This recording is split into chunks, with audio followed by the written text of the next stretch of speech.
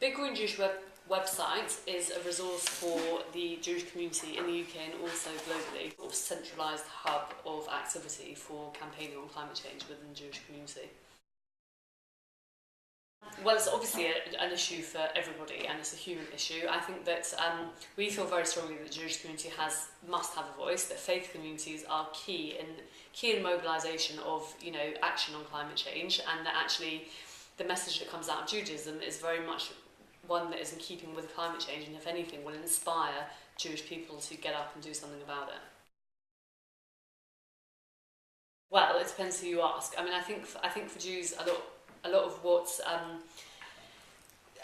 of where the relationship lies is about sustainability and about protection of the world, and the notion that it doesn't belong to us, that we don't have dominion on Earth. Yes, we have dominion over the fish and over the animals, and if you sort of go back to sort of foundation texts and look at Adam and Eve, the notion that humans were put there to rule over things, but that it's almost like a loan to us, and that the earth is something which is there for us to protect for the future.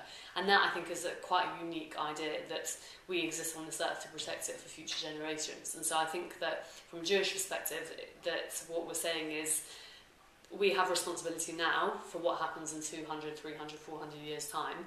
And the story of Noah is a prime example of that. The idea that the world was destroyed and flooded to repopulate it with more ethical, more moral people, but it was about thinking about the future and thinking about what happens next, as opposed to what was happening now.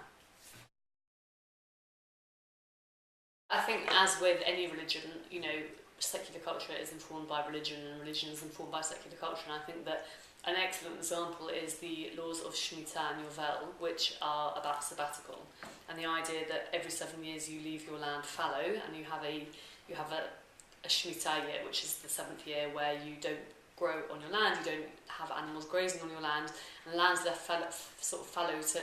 And what it says in the Torah and in the Bible is that it's about giving the land rest.